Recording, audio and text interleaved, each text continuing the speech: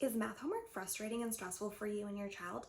In this video, I'm going to be showing you how to get through the homework without any frustrations, without any tears, without any arguments, and without any of the stress or having to sit there and relearn everything on your own.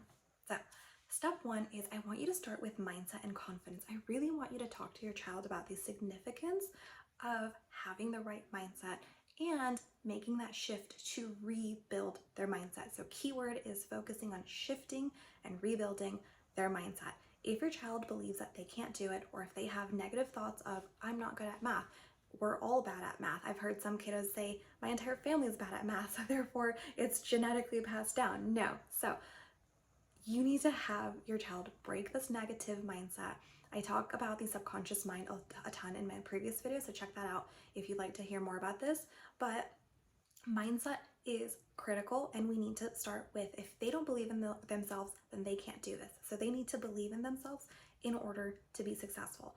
I promise you, oftentimes parents skip this step, or maybe they brush over it a little too quickly. This is the one thing that you want to spend most of your time with. It's not just a one-time conversation. It's not just mention it a couple times. It's really dig deep, figure out ways. Check out my last video again if you want to get deep into the subconscious mindset. There's a lot more that I will be making addressing this, because I genuinely believe that this is the number one most important piece. So really get creative about different ways on how you can get your kiddo to believe in themselves and how you can support them, encourage them.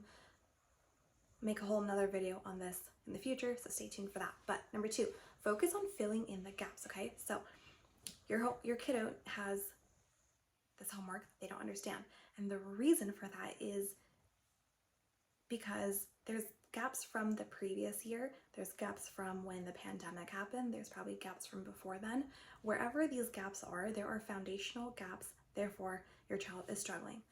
So that's going to be the number two focus thing. Number three is psychologically scaffold these steps. You're going to hear me say this a lot. Psychological scaffolding is the one technique that I've been using for the past several years, and it works better than any strategy I've ever used. So I'm going to go ahead and explain what this means in a minute, but basically think about this. Your child has been shown this a handful of times already. So whatever the unit is, whatever the lesson is, they've already had exposure to this in the school at least a dozen times, if not more, perhaps a few days, perhaps a few weeks, perhaps a month or two. They've seen this before and they still don't get it. So oftentimes what parents try to do is, when they help their kiddo with homework, is they want to sit there and show their kid how to do it. Please, please do not do this. I repeat, please do not do this. Again, your child has already seen it and it's been showed to them a handful of times.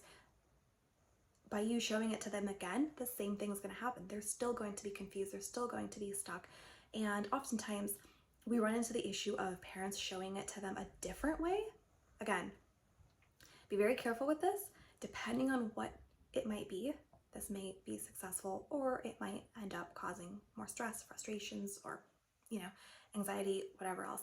So the math nowadays is just this whole new Common Core. It's a brand new way of doing math. They're shown it multiple different ways, different than what we've been taught in the past and different than how we learned it when we were in school. So definitely being able to guide them, and again, going back to the psychologically scaffolding techniques, it's guiding them, showing them examples, asking them specific questions that might lead to the answer, focusing really on them understanding and independently being able to achieve the answer or the solution, getting through the steps, rather than focusing on finishing and completing. This is the most hurtful thing, I would say, is when kiddos are just focused on finishing and completing, and when parents push that as well, because the kiddo's brain just goes on to, okay, what do I need to do to just finish this? What do I need to do? It's just quickly write down the answer. Okay, I'm done, and I got the right answer. We want to get away from this. A lot of kiddos, especially in the middle school grade levels, they've got so many other things they need to do. They have other classes they need to focus on. So all they want to do, they're in survival mode. They just want to finish, complete, do it right, get a good grade, turn it in. But this is what happens when it comes to the test, because they didn't understand it, because they genuinely weren't able to independently do it themselves. Now the test comes and they've just bombed it.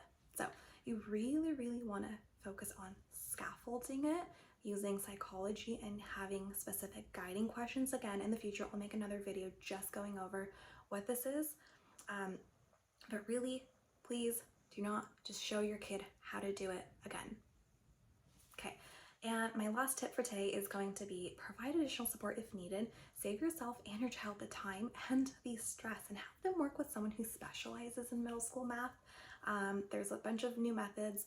There's a lot of frustration and stress with trying to navigate the resources that are already out there online and trying to dig through the internet, trying to relearn it yourself. So again, perhaps you might want to consider additional support if you've already spent a ton of time and you're still having the same issue. So now I want you to ask yourself this and honestly answer this question, okay? Have you ever tried digging into the mindset and really deeply digging into it? Have you ever tried filling in those foundational gaps? And have you tried psychologically scaffolding the steps? If the answer is no, then I recommend that you implement these steps ASAP. If you genuinely have tried to do this and your child is still struggling, then I'm going to go recommend that it might be time for additional support and intervention. So if you want to learn more about the mindset, the confidence, the psychological scaffolding, check out my previous video. I discuss a lot more in detail with the mindset pieces. Like, share, subscribe. I will be making a future video describing and going deep into the psychological scaffolding, so you're not going to want to miss out on that. And by the way, if you just simply want more help with your middle schoolers' math challenges and your kiddo has just been struggling for a while, click on the link below. I have a free trial session. You can hop on a call with me. We can go ahead and coordinate that. My mission is really just to help as many people as I can. So whether that free session ends up leading to us working together, or that free session is just me helping your kiddo increase their confidence, helping you as a parent, maybe we have a strategy call and I can share some things that you can do at home as a parent, whatever that might look like, I'm here. My mission is to just pass over the information that I know and help as many people, help as many parents, help as many students, just make a big impact as best as I can. So in whatever way I can support you, don't hesitate to reach out, leave a comment below, message me on Instagram, however you want to get a hold of me. Thanks for watching. If you like this video, please don't forget again to like, share, subscribe, and don't forget to follow me on Instagram, as that's where I'm most active. I'll see you guys in the next video.